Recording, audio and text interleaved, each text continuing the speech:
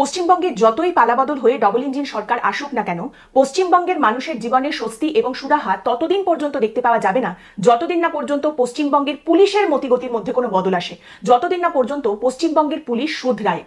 দেখুন, বিষয়টা হচ্ছে, আমি এটা আশা করি না যে নতুন সরকার আসার 10 দিনের মধ্যে দেখতে পাওয়া যাবে যে পুলিশকে বর্তমান শাসক দল এবং পূর্বতন বিরোধী দল এতগুলো বছর ধরে দলদাস বলে এসেছে, তারা 10 দিনের মধ্যে একেবারে শুধরে গিয়ে সোজা হয়ে সমস্ত কাজ করতে শুরু করে দেবে। কিংবা আমি এটাও আশা করি না যে নতুন সরকার আসার সঙ্গে সঙ্গে মানুষ লালবাজারের দিকে তাকিয়ে বলতে শুরু করবেন যে ব্যাস এইবারেই তো পুলিশ আমাদের হেনস্থার বদলে সুরাহা দিতে শুরু করবে।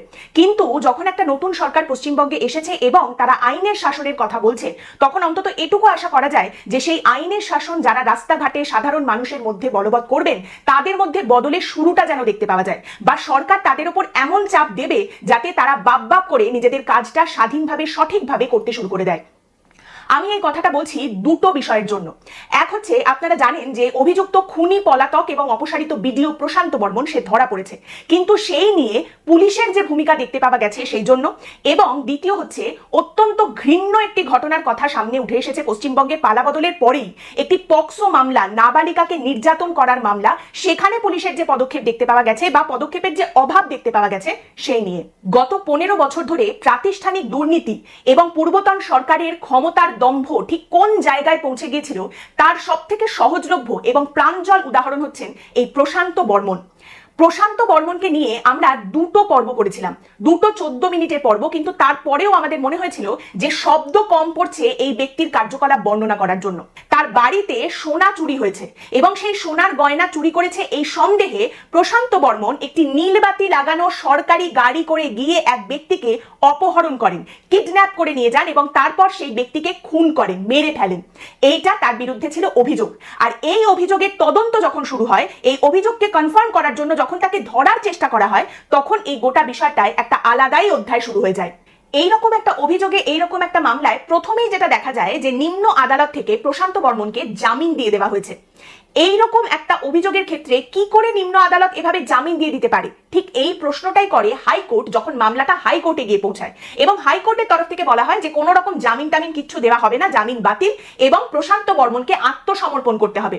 প্রশান্ত বর্মন আত্মসমর্পণ করা তো অনেক দূরের কথা, তিনি ফেরার হয়ে যান এবং তারপর তিনি সবকিছু টপকে তার অ্যাপিল নিয়ে একেবারে পৌঁছে যান সুপ্রিম কোর্টের কাছে। সুপ্রিম কোর্ট পত্রপাঠ তার সেই অ্যাপিল নাকচ করে দেয়, খারিজ করে দেয় এবং বলে দেয় যে কোনো জামিন টামিনের ব্যাপার নেই, হয় প্রশান্ত বর্মনকে আত্মসমর্পণ করতে হবে, আর তা না হলে পুলিশ যেখানে দেখতে পাবে সেখান থেকে প্রশান্ত বর্মনকে ধরে নিয়ে আসবে। এবার এই সময় রাজ্যের তৎকালীন যিনি আইনজীবী, তিনি আদালতকে জানান যে প্রশান্ত বর্মন তো দেখুন মনে হয় আর একেবারে এই রাজ্যে নেই, তিনি তো এই রাজ্য থেকে অন্য কোথাও পালিয়ে টালিয়ে গেছেন। এইটা 4 মাস আগের কথা। 4 মাস ধরে তারপর থেকে আমাদের রাজ্যের পুলিশ প্রশান্ত বর্মনকে খুঁজেই পেল না। 4 মাস ধরে প্রশান্ত বর্মনকে রাজ্যের পুলিশ কোথাও দেখতেও পাচ্ছে না, খুঁজেও পাচ্ছে না, প্রশান্ত বর্মন পালিয়েই যাচ্ছেন। সেই প্রশান্ত বর্মনকে দেখা গেল পালা বদলের কয়েকদিন পর আমাদের রাজ্যের রাজধানী কলকাতা শহরের একেবারে বুকে নিউ টাউনের রাস্তায় মদ্যপ অবস্থায় তিনি গাড়ি চালাচ্ছেন এবং সেই গাড়ি চালিয়ে এসে তিনি একজন পথচারীকে ধাক্কাও দিয়ে দিয়েছেন। এবার আপনি ভাবুন যে এখানে পুলিশের কি করা উচিত। আপনি ছেড়ে দিন, ভুলে যান যে ব্যক্তি গাড়ি চালাচ্ছেন তিনি প্রশান্ত বর্মন। মনে করুন যে কোনো একজন ব্যক্তি মদ্যপ অবস্থায় গাড়ি চালাচ্ছেন এবং একজন পথচারীকে ধাক্কা দিয়েছেন, পুলিশের এখানে কি ভূমিকা হওয়ার কথা? সঙ্গে সঙ্গে এই গোটা বিষয়টার মধ্যে পুলিশের ইন্টারভিন করার কথা, পদক্ষেপ নেওয়ার কথা। কিন্তু এখানে কি দেখা গেল? প্রশান্ত বর্মনের ক্ষেত্রে দেখা গেল যে পুলিশ নয়, একজন সাধারণ ব্যক্তি, জানা যাচ্ছে তার নাম শাকিল আহমেদ, তিনি গাড়িটা আটকেছেন। তিনি একটা ফোনে ভিডিও করতে করতে বলছেন যে দেখুন এই যে প্রশান্ত বর্মন, সেই দুর্নীতিগ্রস্ত অভিযুক্ত পলাতক খুনি প্রশান্ত বর্মন, তাকে আমি আটকেছি, মদ্যপ অবস্থায় গাড়ি চালিয়ে একজনকে ধাক্কা মেরে পালিয়ে যাওয়ার চেষ্টা করছিল, আমি এখানে তাকে আটকেছি, দেখুন একে। এবং সেখানে পুলিশের ভূমিকা কি? প্রথমত পুলিশ তো চারপাশে ছিল না, তাকে ডেকে আনতে হয়েছে যিনি ব্যক্তি ভিডিও করছেন তার কথা অনুযায়ী। তারপর পুলিশ আসার পরেও গোটা বিষয়টা দেখতে পাওয়ার পরে পুলিশের ভূমিকাটা কি? প্রাথমিকভাবে দেখতে পাওয়া গেল যে ওই ভিডিওটার মধ্যে পুলিশ এক কোণে দাঁড়িয়ে রয়েছে, হয় সে ফোনে ব্যস্ত আর না হলে সে কি যে করছে সেই জানে।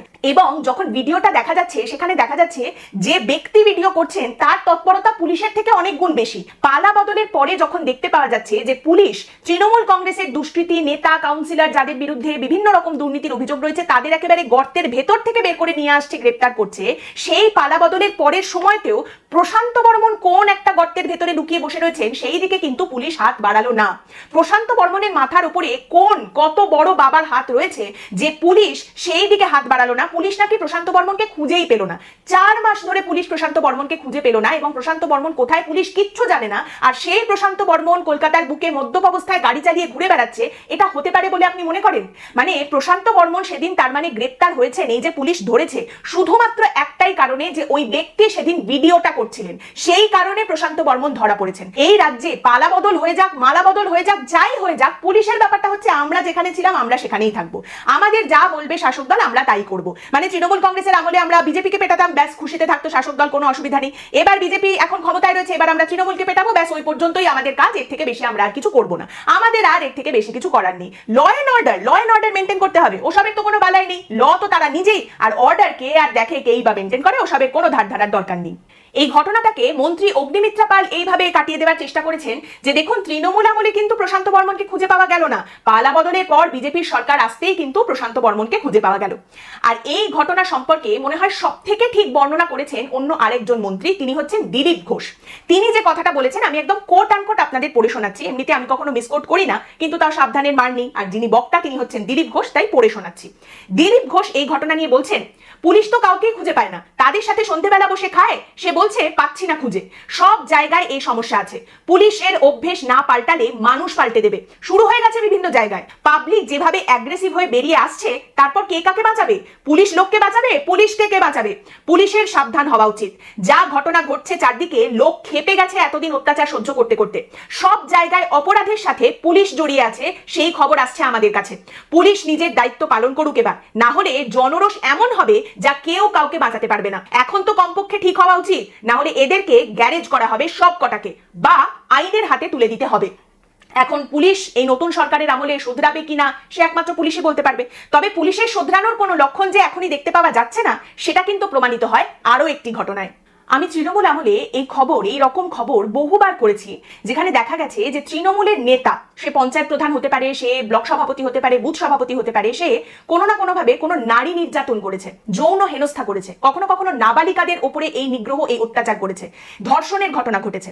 এবং প্রথমে তো সেগুলো নিয়ে কোনো এফআইআর অভিযোগ এ সমস্ত নেওয়া হতো না, তারপর যদি বা সেই অভিযোগ এগোতো, যদি কোনো রকম ভাবে মামলাটা এগোতো, তখন সেই নির্যাতিতার পরিবারের ওপরে যে ধরনের অত্যাচার নেমে আসতো সে বলার কথা নয়, অসহনীয় অত্যাচার এই কারণে যে সেই নির্যাতিতার পরিবার যাতে মামলাটা তুলে নেয়, যাতে অভিযোগটা তুলে নেয়, এমন ঘটনা পর্যন্ত ঘটেছে যেখানে হাইকোর্টের তরফ থেকে পুলিশকে বলা হয়েছে নির্যাতিতার পরিবারকে সুরক্ষা দিতে হবে, এবং সেই নির্যাতিতার পরিবারের বাড়ির ওপরে বোমা মারা হয়েছে শুধুমাত্র ভয় দেখানোর জন্য, যে মামলাটা যাতে তারা তুলে নেয়। এবং বেশিরভাগ ক্ষেত্রে দেখা গেছে পুলিশ মুখে কুলু পেটে দাঁড়িয়ে রয়েছে, নীরব দর্শক হয়ে রয়েছে। এই পরিস্থিতির বদল হবে, এই রকম ঘটনা এরপরে আর দেখতে পাওয়া যাবে না। শাসক দলের ওপর থেকে নির্যাতিতার পরিবারকে এইভাবে মামলা তুলে নেওয়ার জন্য আর চাপ দেওয়া হবে না। এই স্বপ্ন নিয়ে বাংলার মানুষ পালাবদল ঘটিয়েছেন, একটা নতুন দিনের স্বপ্ন তারা দেখতে শুরু করেছেন। কিন্তু পালাবদলের পর কি হলো, বাস্তবে কি দেখা গেল? এই একটা ঘটনার মাধ্যমে বাস্তবটা কি সেটা আমাদের চোখের সামনে আবারও এলো। ঘটনাটা শান্তিপুরে, এবং সেখানে পালাবদলের সঙ্গে সঙ্গে বিজেপি ক্ষমতায় আসার সঙ্গে সঙ্গে বিজেপির একজন বুথ সভাপতি এক নির্যাতিতার বাড়িতে গিয়ে তাদের হুমকি দিয়ে বলেছেন যে এখন কিন্তু ক্ষমতা বদলে গেছে, ক্ষমতার পরিবর্তন হয়ে গেছে, এখন তোদের কথা আর কেউ শুনবে না, ভালোই ভালোই মামলাটা তুলে নে, তা না হলে কিন্তু বাড়িতে আগুন লাগিয়ে প্রাণে মেরে দেব। 2024-এ একটি অভিযোগ উঠে আসে যেখানে বলা হয় যে 7 বছরের এক ব্যক্তি 2 বছরের একটি শিশু কন্যাকে যৌন নিগ্রহ করেছে, এবং সেই 7 বছরের ব্যক্তি তিনি একজন বিজেপির কার্যকর্তা, তৎকালীন বিজেপির বুথ সভাপতি। এবং এই অভিযোগ সামনে উঠে আসার পরে এটাও সামনে উঠে আসে যে এই নিগ্রহ এতটাই ভয়ঙ্কর ছিল যে ওই শিশু কন্যার গোপনাঙ্গে রক্ত জমাট বেঁধে যায়। পুলিশ সেই সময় তদন্তটা এগিয়ে নিয়ে যায়, সেই ব্যক্তিকে গ্রেপ্তার করা হয়, এখন সেই ব্যক্তি জেলে রয়েছেন এবং এই মামলা বিচারাধীন রয়েছে। এবং সেই সময় পালা বদলের সঙ্গে সঙ্গে বিজেপির বর্তমান বুথ সভাপতি তিনি গিয়ে সেই নাবালিকার পরিবারকে হুমকি দিচ্ছেন যে মামলাটা কিন্তু এবার তুলে নিতে হবে, আমরা কিন্তু ক্ষমতায় এসেছি। এবং পরে যখন সংবাদ মাধ্যমের তরফ থেকে বিজেপির এই বুথ সভাপতি সুধীর দাসকে প্রশ্ন করা হয় যে আপনি কি সত্যি এইভাবে নাবালিকার পরিবারকে গিয়ে ভয় দেখিয়েছেন, হুমকি দিয়েছেন, মামলা তুলে নেবার কথা বলেছেন, তিনি কি উত্তর দেন? তিনি বলেন, ওই রাতে আমরা মেয়েটির বাড়িতে গিয়েছিলাম, তবে অনুরোধ করতে, আমরা কেবল মামলা তুলে নেবার জন্য অনুরোধ করেছি, বাড়ির ভেতরেও ঢুকিনি, বাইরে দাঁড়িয়ে কথা বলেছি নাবালিকার বাবার সঙ্গে, কারা হুমকি দিয়েছে সেটা আমাদের জানা নেই, কিন্তু আমি মারার হুমকি দিইনি, কারণ তারা যদি অভিযোগ না তুলে নেয় তাহলে আমাদের কিছু করার নেই, আদালতে মামলা চলছে। আর ওই নাবালিকার মা তিনি কি বলেছেন? তিনি বলছেন, আমরা কোনো রাজনৈতিক দলের সঙ্গে যুক্ত নই, আমার স্বামী শ্রমিকের কাজ করে আর তা দিয়ে কোনো রকমের সংসার চলে আমাদের। গত 2 বছর আগে আমার নাবালিকা মেয়েকে যেভাবে হেনস্থা করেছিল প্রায় 60 বছরের এক ব্যক্তি, তার পরিপ্রেক্ষিতে আমরা থানায় অভিযোগ দায়ের করেছিলাম। বর্তমানে তিনি জেল খাটছেন এবং মামলা সম্পূর্ণ আদালতের তত্ত্বাবধানে রয়েছে। এখন সেই মনোরঞ্জন হালদারের পরিবারের লোকজন এবং বর্তমান বিজেপির বুথ সভাপতি সুধীর দাস আমাদের ভয় দেখাচ্ছে, বাড়ি জ্বালিয়ে দেওয়ার হুমকি দিচ্ছে। আমার স্বামী একা কাজে যায়, আমাদের চরম আতঙ্কে দিন কাটছে। আমরা চাই এর একটা সুব্যবস্থা করুক প্রশাসন। দেখুন, এই বিষয়টাকে আপনি অনেক রকম ভাবে ভাবতে পারেন। আপনি বলতে পারেন যে এটা একটা গাঁজা কেস ছিল, এটা গাঁজা কেস ছিল সেই জন্য এরকম কথা বলা হচ্ছে। গাঁজা কেসই যদি বিজেপির কারোর বিরুদ্ধে ছিল, তাহলে এখন সেই গাঁজা কেস সরানোর জন্য তো বিজেপিকে হুমকি দিতে হবে না, বিজেপি তো এখন ক্ষমতায় রয়েছে। আবারও আপনাদের মনে করিয়ে দিই, 60 বছর বয়সের একটা লোক যৌন নিগ্রহ করেছে 2 বছর বয়সের এক শিশু কন্যাকে, এইটা অভিযোগ। এবং তারপরে বিজেপির বুথ সভাপতি বর্তমানে তিনি বলছেন যে এই মামলা তুলে নেওয়ার জন্য অনুরোধ করতে গিয়েছিলাম। এটা কি বলা যায়? এটা কি সত্যি বলা যায়? এরকম একটা ঘটনা এটাকে ডিফেন্ড করা যায়? এটার হয়ে সাফাই গাওয়া যায়?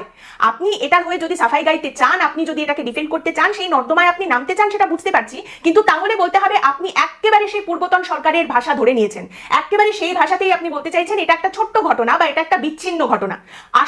আমি আশা করি যে এখন আপনারা পূর্বতন সরকারের সেই নোংরামিতে চলে যাবেন না, যেখানে এখানেও হয়তো আপনাদের বলতে হবে যে দেখো গিয়ে এখানে কোনো একটা লাভ অ্যাফেয়ার ছিল হয়তো। বিজেপির তরফ থেকে দলগতভাবে এখনো পর্যন্ত কি এই বিজেপির বুথ সভাপতি সুধীর দাসের বিরুদ্ধে কোনো রকম পদক্ষেপের কথা সামনে উঠে এসেছে? এখনো পর্যন্ত দলগতভাবে এর বিরুদ্ধে কোনো রকম পদক্ষেপ নেওয়া হয়েছে সেরকম কোনো কথা সামনে উঠে আসেনি। একজন বিজেপির বুথ সভাপতি পালা বদলের পরে, বিজেপি পশ্চিমবঙ্গে ক্ষমতায় আসার পরে এইরকম কথা কি করে বলতে পারেন? তিনি যদি শুধুমাত্র অনুরোধ করেন যে মামলাটা তুলে নিন, এইরকম একটা যৌন নিগ্রহের মামলা, সেটা তিনি কি করে বলতে পারেন? এবং এখানে আমি যদি ধরে নিই যে বিজেপিতে এতজন এখন বিধায়ক রয়েছেন, 208 জন বিধায়ক রয়েছেন, তাদের কাজ পর্যন্ত এখনো পর্যন্ত কথাবার্তাগুলো গিয়ে পৌঁছায়নি, প্রশাসন কি করছে? সেখানে লোকাল যে প্রশাসন রয়েছে, পুলিশ রয়েছে, তাদের পদক্ষেপটা কি? এই খবরটা তো প্রথম এসেছিল 22শে মে যে হুমকি দেওয়া হয়েছে, তারপর 24শে মে খবর হয় যে 2 দিন কেটে গেছে, এখনো পর্যন্ত সুধীর দাস সহ 6 জন যারা হুমকি দিয়েছিল তাদের পুলিশ ধরতে পারেনি, গ্রেপ্তার করতে পারেনি। আর 26শে মে 4 দিন কেটে গেছে, এখনো পর্যন্ত পুলিশ তাদের গ্রেপ্তার করতে পারেনি। আচ্ছা, এই যে বিজেপি বর্তমানে ক্ষমতায় এসেছে, এই দলটা যে ক্ষমতায় এসেছে এর পেছনে একটা বিরাট বড় ভূমিকা রয়েছে আর.জি. করের ঘটনার। রত্না দেবনাথ, অভয়ার মা, তিনি বর্তমানে বিজেপিতে রয়েছেন। তাহলে সেই দলও কোনো যদি ব্যবস্থা না নেয়, প্রশাসনও ব্যবস্থা না নেয়, তাহলে সাধারণ মানুষ যাবেনটা কোথায়? তাহলে সাধারণ মানুষ কি করবেন? তাহলে এই যে তৃণমূল কংগ্রেসের আমলে নারীদের ওপর, শিশুদের ওপর অত্যাচার নিয়ে বারবার বর্তমান মন্ত্রী অগ্নিমিত্রা পাল সরব হয়েছেন, তার মানেটা কি থেকে যায়? এই যে শুভেন্দু অধিকারী, মহামহিম শুভেন্দু অধিকারী মুখ্যমন্ত্রী হওয়ার পরে পুলিশ আর দলদাস থাকবে না এই কথা বারবার বলছেন, এর মানেটা কি দাঁড়ায়? এই যে শ্রমিক ভট্টাচার্য সুললিত কণ্ঠে ক্রমাগত বলে চলেছেন যে বিজেপির তৃণমূলীকরণ কিছুতেই হবে না, তার কি মানে পড়ে থাকে? এবং সেই কারণেই আমি একদম প্রথমে যে কথাটা বলেছি, আবারও সেই কথাটাই একদম শেষে বলছি, পশ্চিমবঙ্গের যতই পালাবদল মালাবদল যাই হোক, যে কোনো সরকার আসুক, তার যে কোনো রকম প্রয়াস দেখতে পাওয়া যাক, পশ্চিমবঙ্গের সাধারণ মানুষ, যে গরিব মানুষ, প্রান্তিক মানুষ রয়েছেন, তাদের চোখের জল সেই দিন পর্যন্ত শুকাবে না যতদিন না পর্যন্ত পশ্চিমবঙ্গের পুলিশের মতিগতি বদলাচ্ছে, পশ্চিমবঙ্গের পুলিশ শুধরাচ্ছে। আজকের পর্ব এখানেই শেষ করছি। আপনাদের মতামত অবশ্যই জানাবেন। ভালো থাকবেন।